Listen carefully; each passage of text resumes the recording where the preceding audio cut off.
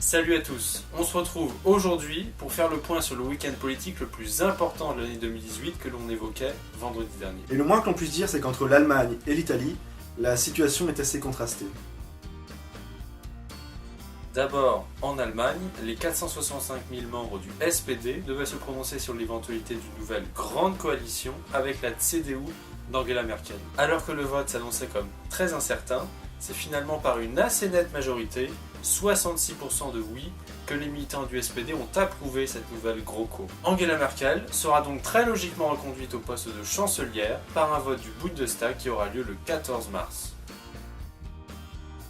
Mais ce nouveau gouvernement aura fort à faire pour convaincre de l'équilibre de son action entre propositions du SPD et de la CDU. Car c'est visiblement moins par enthousiasme que par peur de résultats encore plus mauvais lors de nouvelles élections que les militants du SPD ont approuvé cette grande coalition. Il s'agit cependant d'un vrai soulagement pour les pays membres de l'Union européenne et notamment la France qui vont pouvoir débuter les discussions sur de nombreux projets de réforme de l'Union européenne et de la zone euro. Des projets sur lesquels la position du gouvernement de Rome paraît bien incertaine.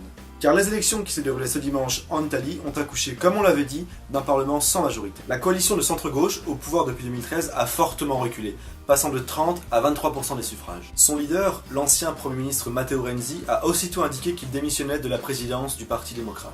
C'est la coalition de centre-droit, en réalité composée de partis d'extrême droite et de Forza Italia, le parti de Silvio Berlusconi, qui est arrivé en tête avec 37% des voix.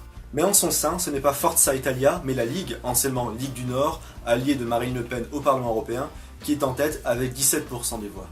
Silvio Berlusconi a obtenu 14% des voix, soit le pire résultat de sa longue carrière politique. Le mouvement 5 étoiles réalise lui le meilleur score pour un parti hors de toute coalition, avec 33% des voix.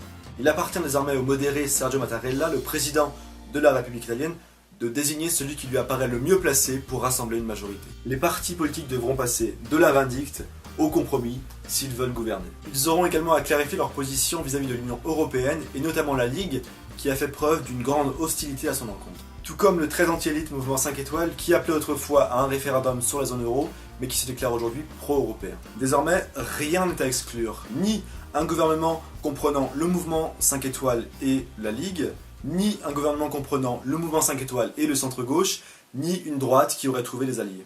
En raison de ces incertitudes sur le positionnement européen de l'Italie, l'Union européenne est à nouveau dans le flou.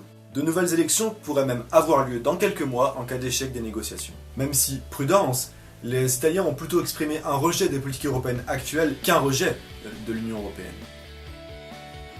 On verra donc cela dans les prochaines semaines. À bientôt.